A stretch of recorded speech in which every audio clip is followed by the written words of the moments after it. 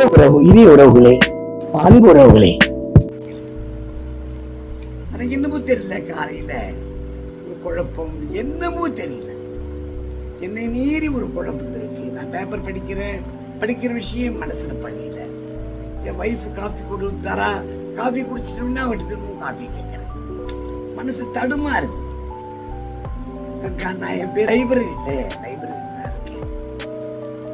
அது இல்லாம ஒரு 2-3 பிசினஸ் நடத்திட்டு இருக்கேன். ஒரு பெரிய வசதி. நான் ஒரு பண்ணையார் விட்டு பையன், பெரிய பண்ணையார் விட்டு பையன். 2 பிள்ளைகள் தான். எங்க அண்ணன் பேரு முத்து. என்னையெல்லாம் மணின்னு தான் கூப்பிடுவாங்க எல்லாருக்கும். என்னோட பேர்ல பெருசா ஆர்வம் இல்லை, மணின்னு தான் கூப்பிடுவாங்க. முத்து மணி அப்படிதான் கூப்பிடுவாங்க. எங்க அம்மா கூட சொல்லுவாங்க, டே முத்து கொஞ்சம் முரடன்னா கொஞ்சம் பார்த்துக்கோ, படிப்பு அவளோட ஏர்ல அவனுக்கு அப்படின்னு சொல்லுவாங்க. எங்க அப்பா இறந்துட்டார். எங்க அப்பா தவறின உடனே குப்பண்ணங்கிட்ட தான், எங்க பெரிய அண்ணங்கிட்ட தான் எல்லாமே போச்சு. எல்லாமே அவருடைய பொறுப்புல போயிடுச்சு. எனக்கு எப்பவுமே சொத்துல எல்லாம் பெரிய ஆர்வம் கிடையாது. ஒரு ஜமீன் பரம்பரைன்னு சொல்லிக்கிறதுல ஒரு பெருமைலாம் எனக்கு கிடையாதுங்க. ஏதோ என் கூட வரப்போறது கிடையாதுன்றதுல நான் நிச்சயமா இருக்கிறேன். அப்படி இருக்கும்போது என்னுடைய மகன்கள் 2 பேர், அவர் 2 பேருமே புத்திசாலி பிள்ளைகள். 2 பேருமே அவன் 2 பேருமே ஃபர்ஸ்ட்ல தான் பெரியவன் வந்து சோனா சனம், அவன் எம்கான் முடிச்சிருக்கான். சின்னவன் வந்து கதிரீசன், அவன் வந்து பிகாம் முடிச்சிருக்கான். 2 பேரும் நல்ல ஃபர்ஸ்ட்ல தான் ஜாபை முடிச்சுட்டு நல்ல இன்கம், 2 பேருக்குமே நல்ல வருமானம் வருது. வருமானம் தனக்கு என்ன வேணுமோ அதை வச்சுட்டு மீதி அப்படியே கொடுத்தாங்க. 2 பேரும் ஒன்னாவே இருக்கிறாங்க. சரி, அவனுக்கு ஒரு பொண்ணை பார்த்து கல்யாணம் பண்ணிடலாம் அப்படின்னு அண்ணங்கிட்ட பேசலாம் அப்படின்னு யோசனை பண்ணேன். இந்த நேரத்தில் அவனுக்கு 2 பேரும் சேர்ந்து ஒரு வீடு ஒன்று வாங்கிட்டாங்க. வில்லா மாதிரி, ஒரு வில்லா டைப். ஒன்றும் பிரச்சனை இல்லை. 2 பேரும் 2 வில்லா, இந்த பக்கம் ஒரு வில்லா, அந்த பக்கம் ஒரு வில்லா. எனக்கே தெரியாது, அவனுக்கு ஆசைப்பட்டு வாங்கிட்டாங்க. வாங்கிட்ட பின்னாடி எனக்கு செய்தி வந்தது. அப்புறம் குப்பண்ணங்கிட்ட போய் சொன்னேன், அண்ணா இந்த மாதிரினா பிள்ளைங்க வீடு வாங்கியிருக்காங்களா, கிரகப்பிரசம் வச்சிருக்காங்க, நீங்க வந்து நடத்தி வரவே இல்லை. அப்புறம் 2 பொண்ணு அவருக்கு, 2 பொண்ணுக்கு ஏகபோகமா ஒரு 10 நாள் கல்யாணம் நடந்தது. 2 நாள் கல்யாணம் நடந்தது. ஆனால் எனக்கு செய்தி கொடுக்கவே இல்லை, ஒரு இன்விடேஷன் கூட கொடுக்கல. அதே அவர் கொஞ்சம் மூர்க்கமான ஒரு ஆளு, படிக்காத ஆளு. நான் வந்து பட்டதாரி. தெரிஞ்சோ தெரியாமலோ எங்க அம்மாவோட தூண்டுதல் நான் பட்டதாரி ஆயிட்டேன். அந்த பட்டதாரி ஆளதான் அவருக்கு பிடிக்கல. எங்க அம்மாவோட சாவியே அவர் மறைச்சிட்டார். அதுக்கப்புறம் ஒரு ஆள், தெரிஞ்ச ஆள் மூலமா கேள்விப்பட்டு கடைசி நேரத்தில் போய் முகத்தை பார்த்து அப்படிப்பட்ட உறவு. ஆனா பண்ணையார் குடும்பம். அவருக்கு 2 பொண்ணுக்கு கல்யாணம் பண்ணி வச்சாரு. அந்த மாப்பிள்ளைகளோட கூட பெரிய உறவுகள் கிடையாது எனக்கு. சொத்தை விடுங்க, எனக்கு போதுமான வருமானம் இருக்கு. என்னுடைய பிள்ளைகள் 2 பேரும் சம்பாதிக்கிறாங்க, போதும். நிறைவான வாழ்க்கை, நல்ல மனைவி, நிறைவான வாழ்க்கை போதுங்க. இதுக்கு மேல போய் பெருசா பாடுபடணும்னு அவசியம் இல்லை. நான் நிறைய படிக்கணும்னு ஆசைப்படுறேன். லைப்ரரி ஒர்க் எனக்கு சூழ்நிலை இருக்கு. அங்க போன எப்படி ஒரு 2 புக்கை படிச்சிருப்பேன். வேலையா செய்யறது வேற, நான் ரசிச்சு செய்யறது, நான் படிச்சுட்டே செய்யறது எனக்கு பிடிக்கும். பட் அவருக்கு அப்படி கிடையாது. இந்த நிலப்புலங்கள் என்னாச்சு, அது என்னாச்சு, ஆள்காரன் என்னாச்சு, முச்சு முச்சு முச்சு முச்சு முச்சுன்னு திட்டிகிட்டே இருப்பாரு. எல்லாரையும் திட்டுவா இருப்பாங்க. 2 மாப்பிள்ளைகளை தவிர அவர்கிட்ட மாப்பிள்ளைகள் மட்டும் அவர் கொஞ்சம் அடக்கமா வாசிப்பார். கல்யாணம் ஆச்சான்னு எனக்கு தெரியப்படுத்தல. சீக்கிரமா ஓடி வரான் நம்ம கணபதி. அவருக்கு எங்கேயோ வீடு பெரிய காஞ்சிபுரத்துல, சின்ன காஞ்சிபுரத்துல சைக்கிள்ல வெடிச்சுட்டு ஓடி வரான். காலைல நான் பேப்பர் படிச்சுட்டு இருக்கேன். ஐயா முதல்ல உட்காரு, தண்ணி கொடுப்பா கொஞ்சம் அப்படின்னு சொல்லிட்டு பார்வதி தண்ணி கொடுத்தா குடிச்சான். என்னடா பெரியவர் போயிட்டாரு, உத்தன்ன போயிட்டாரா, மலையே சாஞ்சி போச்சா. அம்மா போயிட்டாங்க, அப்பா போயிட்டாரு. அவர் தான் இருந்ததுலயே இந்த குடும்பத்திலேயே பெரிய தலை. அட சொத்து பத்து முடியா அவர் எல்லாத்தையும் தான் வச்சுக்கிட்டு நிர்வாகம் பண்ணணும், அது கம்பீரமா இருக்கணும். படிப்புதான் இல்லை, இதாவது இருக்கட்டும் அவருக்கு கடந்துட்டு போகணும். ஆனா இறந்து போயிட்டாருங்கிறத தாங்க அந்த ஆட்டு சூழல்ல அவர் மாட்டிக்கிட்டு அப்படியே புதமண்ணில் சிக்கிட்டு இருந்த போது நான் போய் தாவி குச்சி அவரை காப்பாத்திருக்கேன், இளநீ பறிச்சு கொடுத்துருக்கேன். அவ்வளோ ஆனந்தமா இருந்தவங்க தான் நாங்கள் 2 பேரும் அண்ணன் தம்பிங்க.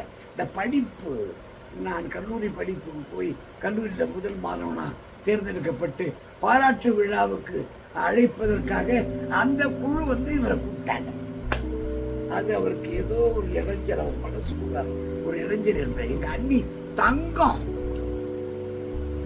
தங்கத்திலையும் தங்கம். போனா ராஜா இங்க வாடாக்கண்ணா, ஏதோ எங்க அம்மா கூப்பிடுற மாதிரியே இருக்கும். அது கூட்டு 2 தோசை கொடுத்து சாப்பிட்டு போடா அப்படின்னு. ஆனா அதெல்லாம் ஒன்றும் சொல்ல மாட்டாரு, சாப்பிட்டு போறதெல்லாம் ஒன்றும் சொல்ல மாட்டாரு. பட் அவ்வளவு விருப்பம் இல்லை அவருக்கு.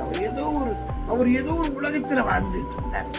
அவரு சரி, அவர் போயிட்டாரு, சொத்து பத்தெல்லாம் தூக்கிட்டு போயிட்டாரு கிடையாது. அப்போ சரி ஏமா நம்ம பசங்களுக்கு தெரியப்படுத்திடுவோங்க அப்படின்னு சொல்லிட்டு 12 பசங்களுக்கும் தெரியப்படுத்திட்டேன். 2 பசங்களும் கிளம்பி நான் வந்துடுறேன் பாட்டாங்க. அவங்க வந்துடுறாங்க. அப்பா நாங்கள் வரணுமாப்பா? ஏய் சரி, செத்து போனதுக்கு பெரிய படா, என்னடா இது கேள்வி கேட்கிறேன், படா. கிளம்பி வந்துட்டேன். அவங்க கிளம்பி வந்துட்டானுங்க. 2 பொண்ணுங்க மாப்பிள்ளைங்க மட்டும் வராம இருந்தாங்க. அதான் கொஞ்சம் லேட்டு. இவன் போய் இருந்து தம்பிக்காரன்ற முறையில நான் போய் இருந்து முன்னிருந்து எங்க அண்ணி ஒரே ஒரு வார்த்தை சொன்னாங்க, தம்பி எங்க அண்ணன் போயிட்டாருப்பா, இனிமே எல்லாமே நீ தான் செஞ்சு கொடுக்கணும் அப்படின்னு அந்த அம்மா அவர் வேண்டிட்டு.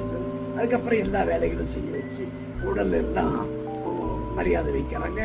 விழுப்புரம், திண்டிவனம், அந்த ஊர் இந்த ஊருக்கு மாடைகள் போட்டுட்டு இருக்காங்க. அவருக்கு ரைஸ் மில் இருக்கு, ஒரு நிலச்சி வந்தார், நல்ல விவசாயி, நிறைய தென்னை மரங்கள் இருக்கு, நல்லா இருக்கு, நல்ல நிலப்படங்களோட வாழ்ந்துட்டு இருக்காரு. என்ன படிச்சுட்டேன், காலேஜுக்கு போயிட்டேன், அது அவருக்கு ஒரு கோபம். வேற எதுவும் எனக்கு அவருக்கு தகராறுலாம் கிடையாது. ஆனா எனக்கு பங்கு எதுவும் நான் கேட்டதும் கிடையாது, அவர் கொடுத்ததும் கிடையாது. அதுக்கப்புறம் யாரு இந்த உயிர் யாருக்கு பொறுப்பு கேட்குறாங்க. இல்லை அதெல்லாம் அட்வொகேட் தான் பொறுப்பு, அவங்க தான் பார்த்துக்கிறாங்க. ஆடிட்டர் வந்துட்டார். ஆடிட்டர் எனக்கு ஒன்றும் தெரியாது, அட்வொகேட் தெரியும். அட்வொகேட்டுக்கு ஏதோ பிசி ப்ராப்ளம் இருக்கு, அவர் நாளை காலையில் தான் வராரு. அப்புறம் அப்படி இருந்துட்டு எல்லா வேலையும் ஏற்பாடாயிடுச்சு. மறுநாள் காலையில் 10 மணிக்கு எடுக்கிறோன்னு தகவல் கொடுத்தாச்சு. அதுக்கப்புறம் அவங்க பொண்ணு 2 வந்தாச்சு. அவங்க பொண்ணுங்க பாவம், அது 2 அழுது சித்தப்பான்னு கட்டிட்டு அழுது, மனசு கலங்கிடுது அவனுக்கு. அப்படியே அவங்க அண்ணி இவன் மேல ஒரு தாய் உணர்வு இருக்கும். இவன் தானே ஒரு மூத்த மகன். அப்போ அவங்க அம்மா பெரிய மாப்பிள்ளை சின்ன மாப்பிள்ளை 2 பேரையும் கூப்பிட்டு நீங்க கொல்லி போடணும் அப்படின்னா, ஐயோ நான் கொல்லி போடுறது சின்ன வயசு தானே அப்படின்றாங்க அவங்க அப்பா. அவங்க 2 பேரும் சின்ன வயசுங்க, நம்மளை விடுங்க, நீங்க போடுங்க அப்படின்னு. சரின்ட்டு இவரை எல்லாம் ஏற்பாடும் பண்ணி மறுநாள் காலையில கொல்லி போறதுக்கு ஏற்பாடும் ஆச்சு. பாடி எடுக்க போறாங்க. அப்பவும் அந்த சம்பந்திக்க குசு குசு குசு குசுன்னு பேசிட்டு இவர்கிட்ட வந்துட்டாங்க நேரம். சார் இந்த உயிர் என்னன்னு படிச்சு சொல்லிட்டா நம்ம என்னன்னு தெரிஞ்சுக்கலாமே, அது ரிஜிஸ்டர் பண்ணியிருக்கா பண்ணலையா என்ன ஏது, அதுக்குள்ள அட்வொகேட் பண்ணிட்டார்.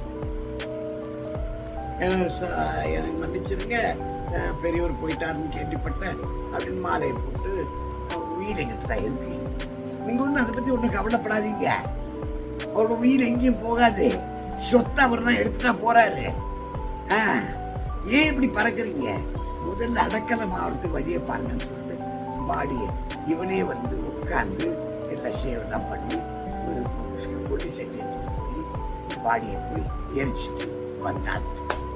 அதோட எல்லாம் உட்காந்து உடனே அந்த உயிர் எடுத்து படிக்க ஆரம்பிச்சு. உயிர்ல என்ன சொல்லி இருக்குன்னா, உயிர்ல இருக்கக்கூடிய சொத்துக்கள் அந்த விவரங்கள் முழுக்க கொடுத்துட்டாரு. கொடுத்துட்டு அதுல 5 ஏக்கராவை என் தம்பிக்கு நான் கொடுக்குறேன். என் தம்பிக்கு நான் எதையுமே செய்யல. அவன் படிச்சா, நல்லா படிச்சான்ற ஒரு காரணத்துக்காகவே அவனை நான் ஒதுக்கிட்டேன். அது தப்பு தான், நான் உணர்றேன். 5 ஏக்கரா அவனை கொடுக்குறேன். பாலாத்து ஓரமா இருக்கிற தென்னந்தோப்பு முழுக்க அவளுக்கு தான். மீதி முழுக்க என்னுடைய மனைவிக்கு சொந்தமானது. என் மனைவி யார் யார் எப்படி எப்படின்னு பார்த்து அவங்களுக்கு அதை செய்யணுன்றது என்னுடைய அன்பு கட்டளை அப்படின்னு இந்த உயிரில அந்த உயிரில படிச்சவங்க தான் அவனுக்கு அப்பா நிம்மதியான.